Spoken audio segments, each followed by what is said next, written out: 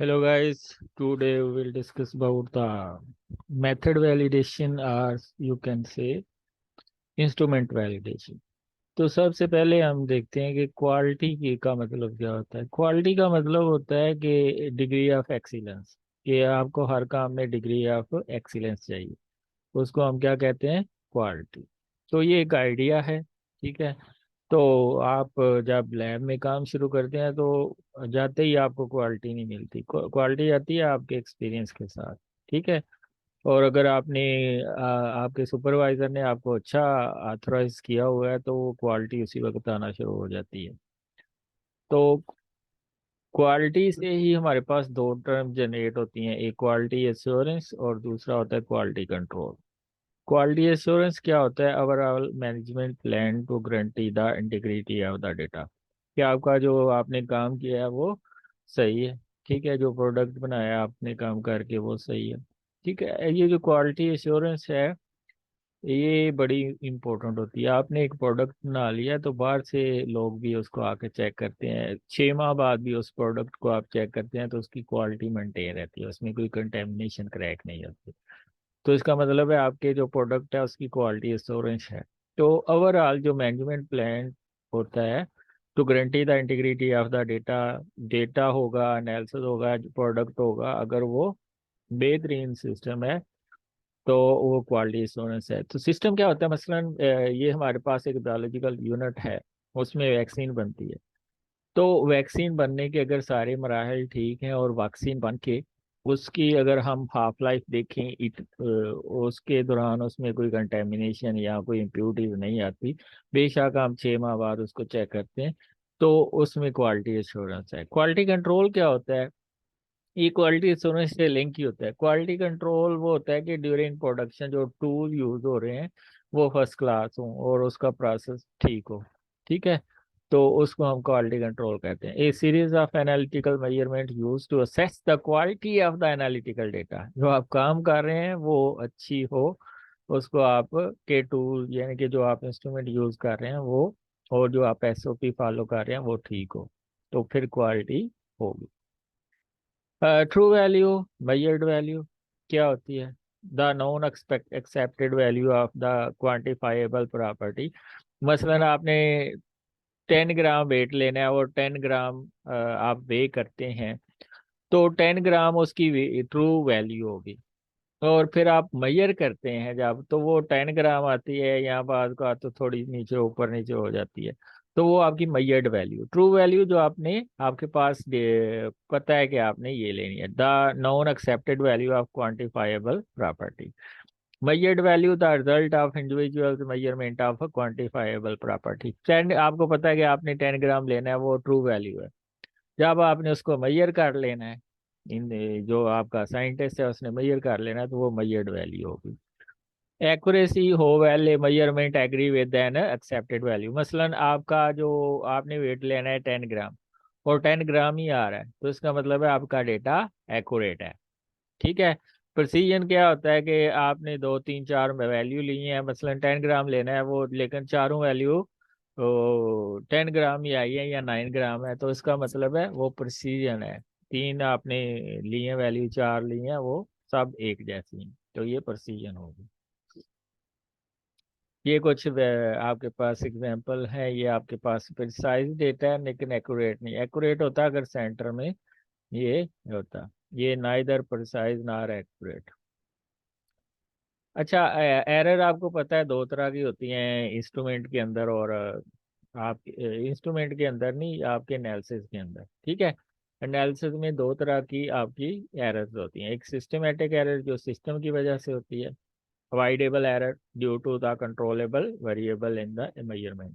आपका इंस्ट्रूमेंट सही वेट नहीं कर रहा, तो वो अवॉइडेबल एरर है, आप उसको कैलिब्रेट कर सकते हैं, ठीक है। तो रैंडम एरर जो आप नादिस्ता यानी कि ना जानते हुए गलती कर जाते हैं, उसको हम कहते हैं random error. Unavoidable error that are always present in any measurement, impossible to eliminate. वो जो आपकी गलती की वजह से कभी कभार हो जाए तो वो रैंडम एरर है, इसको एलिमिनेट नहीं करते, कभी भी गलती आप कर सकते हैं। सिस्टमेटिक एरर जो इंस्ट्रूमेंट की वजह से होता है वो आप उसको रिमूव कर सकते हैं, या हैंडलिंग की वजह से अगर आप कर रहे हैं थोड़ी सी, तो वो सिस्टम के ऊपर। तो क्वालिटी कंट्रोल मेजर्स क्या होते हैं?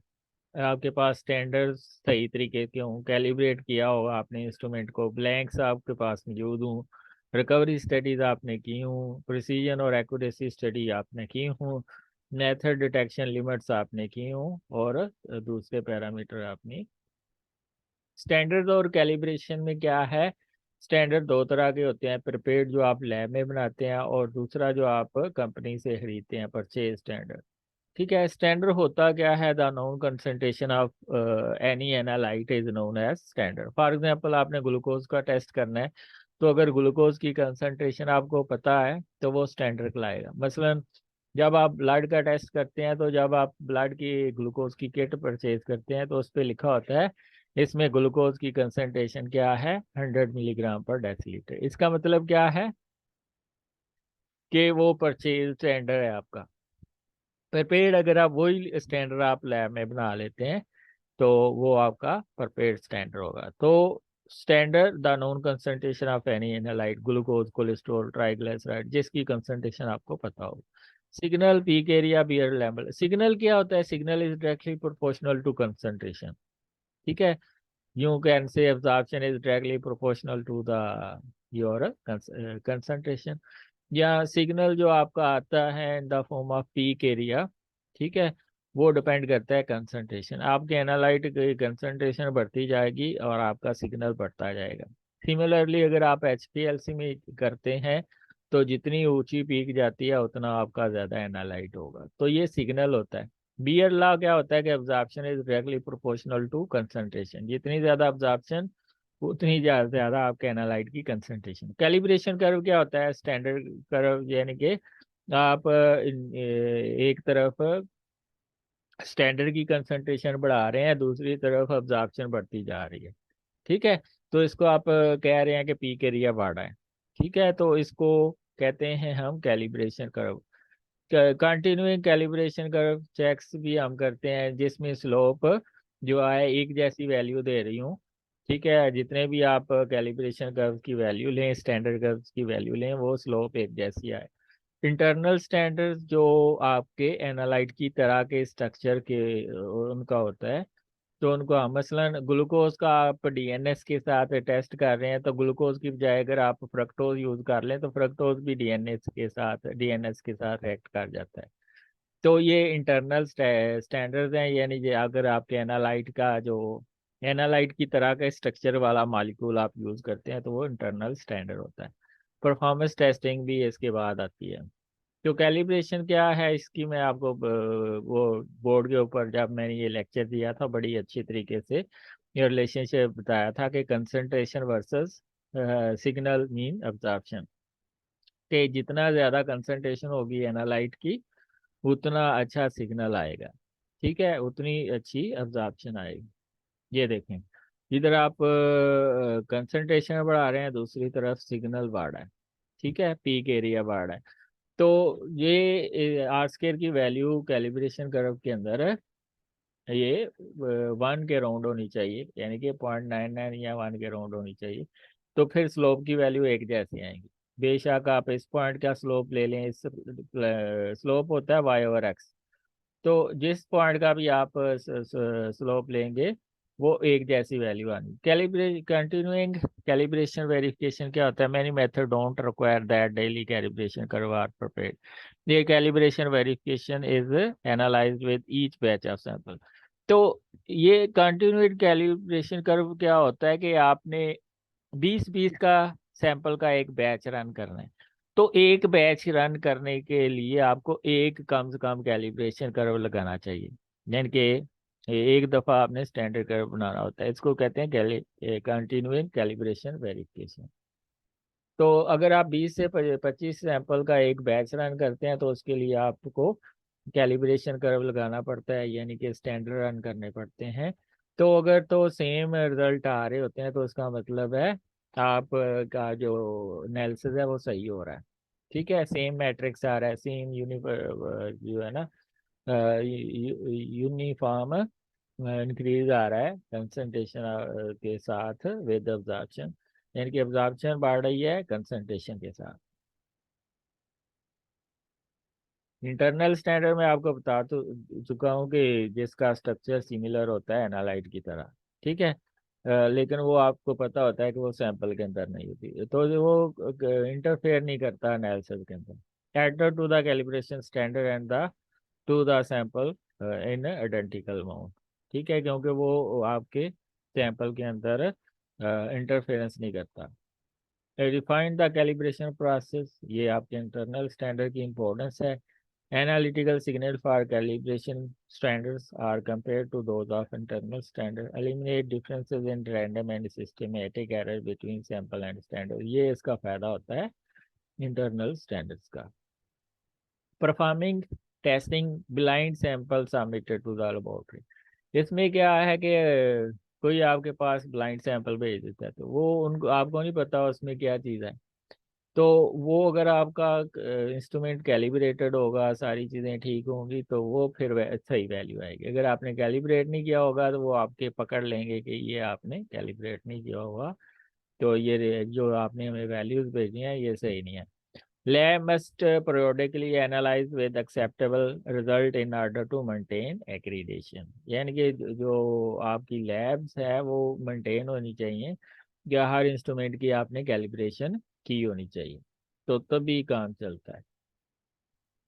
ब्लैंक्स के आप क्या होते हैं? Laboratory reagent blanks, instrument blanks, field reagent blank, trip blanks, ठीक है।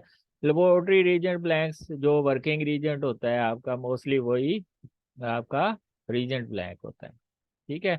मसलन आपने ग्लूकोज का टेस्ट करना है, तो उसमें जो रीजेंट जिसमें एंजाइम सारा कुछ होगा, तो वो उसका वर्किंग ब्लैंक होगा, ठीक है। उसमें एनालाइट नहीं होगा, ना ही स्टैंडर्ड होगा, सिर्फ उसमें वर्किंग रीजेंट होगा, ठीक है। तो ये तकरीबन हम सारे एनालिटिकल प्रोसीजर में एक ब्लैंक रन करते हैं, यानी कि एक ब्लैंक होता है, एक सैंपल होता है, एक स्टैंडर्ड होता है। तो सैंपल की रीडिंग हमेशा स्टैंडर्ड के साथ। आप क्या करते हैं? ब्लैंक को रख के उसकी ऑब्जर्प्शन जीरो कर लेते हैं, फिर आपकी रीडिंग जो रहता है सिर्फ एनालाइट की आती है। Must give signal below detection limit, आपका जो आपका ब्लैंक होता है उसकी एक खास अब्जॉर्प्शन होती है, तो उस अब्जॉर्प्शन से कम वैल्यू आनी चाहिए। अगर ज़्यादा आ रही है तो उसका मतलब है उसके अंदर कोई इम्प्योरिटीज़ है, उसके अंदर कोई इम्प्योरिटीज़ हैं, तो उसको आप ना यूज़ करें। Most method require one with every batch, तो तकरीबन आपने 20 का बैच लगाना है, 20 सैंपल रन करने हैं, तो कम से कम एक ब्लैंक यूज करते हैं, रीजेंट ब्लैंक, यानी कि उसमें सारी चीज़ें होती हैं लेकिन ना ही एनालाइट होता है ना ही स्टैंडर्ड होता है, ठीक है। तो उसकी एब्जॉर्प्शन जीरो कर लेते हैं, तो वो एक लिमिट होती है उस एब्जॉर्प्शन की ब्लैंक की। अगर उससे ज़्यादा एब्जॉर्प्शन आ रही है तो उसका मतलब है उसमें कोई कंटेमिनेशन है। इंस्ट्रूमेंट ब्लैंक क्या होता है? मोस्टली डिस्टिल वाटर होता है इंस्ट्रूमेंट को साफ करने के लिए, लेकिन अगर उस पर भी कोई कर्व आ रहा है, उस पर भी कोई सिग्नल आ रहा है डिस्टिल वाटर के साथ, तो इसका मतलब है आपके जो इंस्ट्रूमेंट है उसकी सफाई नहीं अच्छी हुई, उसके अंदर इम्प्योरिटीज हैं, या आपका डिस्टिल वाटर खराब है, ठीक। A distill water passes through the instrument step of the measurement process used to determine instrument contamination, के इंस्ट्रूमेंट के अंदर कोई कंटेमिनेशन है या नहीं।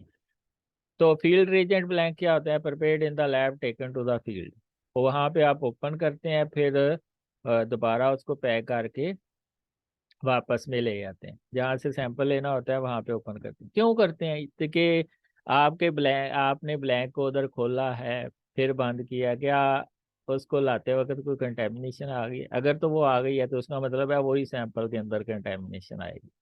तो फील्ड रीजेंट ब्लैंक इसलिए बनाते हैं कि फील्ड में ले जाते हुए ब्लैंक को और फिर लाते हुए, जिस तरह सैंपल को आप लेने जाने हैं आपने एक सैम्पलिंग साइट पे, तो उसको ट्रांसपोर्ट करके आप लैब में लेके आते हैं, तो कोई कंटेमिनेशन तो नहीं आ रही, उसके अंदर कोई इम्प्योरिटीज तो नहीं आ गई, तो ये फील्ड रीजेंट ब्लैंक इसलिए आप बाद का तो लगाते हैं। ट्रिप ब्लैंक क्या होता है कि आप उसको ओपन नहीं करते, फील्ड के अंदर ले जाके ब्लैंक आपने लैब के अंदर बनाया, फील्ड में ले गया, लेकिन उसको ओपन नहीं करते और दोबारा वापस ले आते हैं।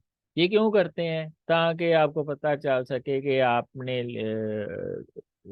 जो ब्लैंक को लेके गए हैं और वापस लेके आए हैं तो उसमें कोई कंटेमिनेशन तो नहीं आई, तो अगर आ रही है तो इसका मतलब है उसमें आपको जो उसका बोतल है उसको चेंज करना पड़ेगा। रिकवरी स्टडी कैसे होती है? Matrix, spikes, laboratory control sample, surrogates. यानी कि आप स्टैंडर्ड रन करते हैं, ठीक है, कंट्रोल रन करते हैं, तो अगर तो उसकी रीडिंग आपके रिक्वायर्ड लिमिट्स के अंदर आ रही है तो इसका मतलब है आपकी रिकवरी स्टडीज ठीक है। ठीक है, इसके अलावा आप सरोगेट भी यूज करते हैं। तो sample spikes with a non amount of analyte, अगर वो नॉन अमाउंट ऑफ एनालाइट यानी कि स्टैंडर्ड के साथ स्पाइक से ही आ रहा है तो इसका मतलब है, स्पाइक होता है सिग्नल, स्पाइक आप सिग्नल कह सकते हैं। Subjected to all sample preparation and analytical procedure, determine the effect of matrix and analyte recovery, normally one per batch। तो ये स्टैंडर्ड तकरीबन हम एक बैच के लिए एक रन करते हैं ताकि आपको सिग्नल का पता चल जाए कि एक जैसा आ रहा है नॉन कंसंट्रेशन के साथ कि नहीं। अगर नहीं आ रहा तो इसका मतलब है आपके इंस्ट्रूमेंटल एरर है या आपकी हैंडलिंग एरर। तो ये जो रिकवरी स्टडी होती है तकरीबन हम हर बैच के लिए एक दफ़ा परफॉर्म करते हैं। Laboratory control sample analyte spike into the reagent water subjected to all sample preparation and analytical procedure, सब में ये यूज होता है। ठीक है, इसमें आप laboratory control sample also known as laboratory fortified blanks and quality control sample. Surrogate क्या होता है? ये भी इंटरनल स्टैंडर्ड की तरह होता है, similar to internal standard added to analytical samples and to all quality control sample to monitor method performance usually during the sample preparation। ठीक है, कि आपकी सैंपल प्रिपरेशन ठीक हो रही है या नहीं हो रही। Method often have specific surrogate recovery criteria, most common in organic method. तो जितने भी ऑर्गेनिक मेथड होते हैं उसमें ये सरोगेट हम यूज करते हैं, यानी कि इंटरनल स्टैंडर्ड मेथड। आगे जो आपका लास्ट पार्ट है इस लेक्चर का बहुत इंपॉर्टेंट है, मेथड वैलिडिटी।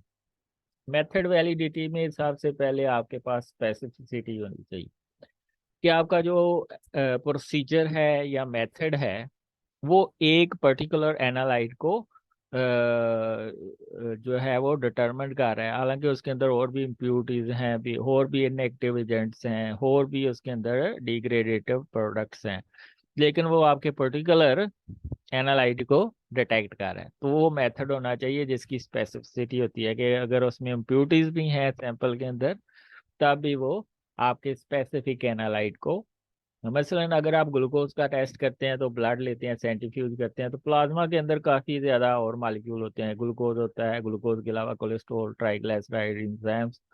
तो वो सिर्फ ग्लूकोज को टेस्ट कर रहा है, इसका मतलब है वो स्पेसिफिक है किसके लिए? ग्लूकोज के लिए। It is the ability of the instrument to assess the analyte in the presence of different component which may be expected to be present in the form of excipient, mean के कोई inactive agent, impurities and other degradative products, उनके होने के बावजूद भी वो उसको detect कर रहा है। लीनियरिटी इट वैल्यू, यानी कि जो रिस्पॉन्स होता है, सिग्नल होता है, वो डायरेक्टली प्रोपोर्शनल होता है कंसंट्रेशन ऑफ एनालाइट। जितना ज़्यादा एनालाइट उतना ज़्यादा अच्छी पीक आएगी। तो ये स्टैंडर्ड कर्व में एक लीनियर कर्व होना चाहिए। ठीक है, लीनियरिटी होनी चाहिए, यानी कि आपका जो ऑब्जॉर्प्शन है वो बढ़ रही होनी चाहिए with the increasing concentration of your analyte. It evaluates the analytical procedures and has the ability to obtain response which is directly proportional to the concentration of analyte in a given sample। Range क्या होता है? ये intervals, यानी कि दो limits के दरमियान intervals, कि आपका इंस्ट्रूमेंट या आपका मेथड, इसकी लिमिट ये है, ये इस कंसंट्रेशन से लेके इस कंसंट्रेशन तक किसी चीज को मेजर कर सकता है। It is defined as the interval between upper and lower concentration of analyte present in the sample. ठीक है, it is used to demonstrate that the result can be obtained in a specific limit, like अगर आप कोई protein का test कर रहे हैं तो उसमें लिखा होता है कि इसकी रेंज क्या है, 10 to 15 मिलीग्राम पर ml, इससे ज़्यादा ये या इससे कम ये डिटेक्ट नहीं कर सकता। तो ये एक रेंज होती है। एक्यूरेसी बहुत इंपॉर्टेंट है। आपकी जो मेजर्ड वैल्यू है और ट्रू वैल्यू है ये एक जैसी होनी चाहिए, अगर उसमें डिफरेंस है तो वो डेटा एक्यूरेट नहीं है। It is the nearness of measured value to the true value. मसलन आपने 10 ग्राम वेट लेना है तो 10 ग्राम ही ले रहे हैं, इसका मतलब है आपकी जो मेजरमेंट है वो एक्यूरेट है, ये होनी चाहिए। It provide the indication of systematic error if obtain in any method. तो दो तरह की हो सकती है error, intrinsic accuracy, it shows the error in the sample preparation. ठीक है, एक तो आपकी जो हो सकती है गलती सैंपल प्रिपरेशन में हो सकती है, दूसरी overall accuracy, it show error in calculation, आपने जो माइनस प्लस किया हुआ है वो गलत किया हुआ है। तो अगर सिम इंट्रिंसिक एक एक्यूरेसी है तो एरर सैंपल में हो सकती है, यानी कि वो एक्यूरेसी नहीं है तो वो आपके सैंपल प्रिपरेशन के दौरान। एक्यूरेसी की अगर फार्मूला देखें तो C1 is divided by C2 multiply by 100। C1 क्या होता है, कंसंट्रेशन ऑफ सैंपल ऑब्जर्व, ठीक है, और C2 क्या होता है, theoretical true concentration of sample. ठीक है, यानी कि आपका जो कंसंट्रेशन है सैंपल की और ट्रू वैल्यू की, ये एक दूसरे से मैच करनी चाहिए, तो फिर ये 100% एक्यूरेसी होगी। लेट्स सपोज कि ये आपने 10 ग्राम लेना था सैंपल, लेकिन 9 ग्राम आया, तो उसका मतलब क्या है, उसकी एक्यूरेसी जो है वो 90% है। प्रोसीजन क्या होता है, it is consist of intermediate precision. इसकी तीन टाइप्स होती हैं, intermediate precision, repeatability precision and reproducibility precision. It shows agreement between the series of measurement obtained from multiple sampling of the same homogeneous sample। यानी कि आपने 6-7 reading ली हैं, तो अगर आपने 10 ग्राम लेनी है तो वो 9 ग्राम आ रहा है 3 दफा, तो उसका मतलब है डेटा प्रिसाइज है लेकिन एक्यूरेट नहीं है। ठीक है, तो एग्रीमेंट सीरीज ऑफ जो आपकी वैल्यूज हैं वो एक दूसरे से एग्री कर रही हैं। इंटरमीडिएट प्रोसीजन क्या होती है, it is the result obtain which is in the lab variation by different analyst, different equipment, different days। अगर आप वैल्यू ले रहे हैं डिफरेंट डेज में या डिफरेंट लैब्स के अंदर या डिफरेंट साइंटिस्ट उसको ऐड कर रहे हैं, तो इसमें तीन चीज़ें हैं। अगर डिफरेंट एनालिस्ट है, साइंटिस्ट एक दूसरे से वेरी करता है, या इक्विपमेंट एक दूसरे से वेरी करता है, या डिफरेंट डेज में लेते हैं, तो ये इंटरमीडिएट प्रिसीजन होगी। Repeatability precision is the under the same operation condition at short intervals of time. यानी कि एक आपने रीडिंग ली है 2 बजे, दूसरी आप 6 बजे लेंगे, तो ये गलती आ सकती है। ठीक है, तो सेम ऑपरेटिंग कंडीशन भी ले गए हैं लेकिन इंटरवल्स इसमें डिफरेंट है। रिप्रोड्यूसिबिलिटी क्या होती है, precision is between the different labs of different companies. यानी कि आप एक यहाँ पे पतोगी में ले रहे हैं रीडिंग, दूसरी आप यूएस में ले रहे हैं या वो किसी इंडस्ट्री में जाके ले रहे हैं, तो वो वेरिएशन आएंगी। It is given by the relative standard deviation, ये इसका प्रिसीजन का फार्मूला है। रिलेटिव जो है standard deviation is equal to standard deviation divided by mean multiply by 100, ये 1% से कम होनी चाहिए। LOD क्या होता है, डिटेक्शन लिमिट। ठीक है, detection limit, it is the lowest limit of the analyte and can be detected but can not be quantified in the sample. इसको हम डिटेक्ट तो कर सकते हैं लेकिन क्वान्टिफाई नहीं कर सकते, वो उसकी क्या होगी, लोएस्ट डिटेक्शन लिमिट, इसको क्वांटिफाई नहीं आप कर सकते। It is given in the percent as percentage or ppm। For example LOD is equal to 3.3 multiply by ST और स्लोप, ये इसका फार्मूला। ST क्या होता है, स्टैंडर्ड डेविएशन, और स्लोप आप कैलिब्रेशन कर्व x y/x से फाइंड आउट कर सकते हैं। LOQ यानी कि quantification limit, it is the lowest limit of the analyte that can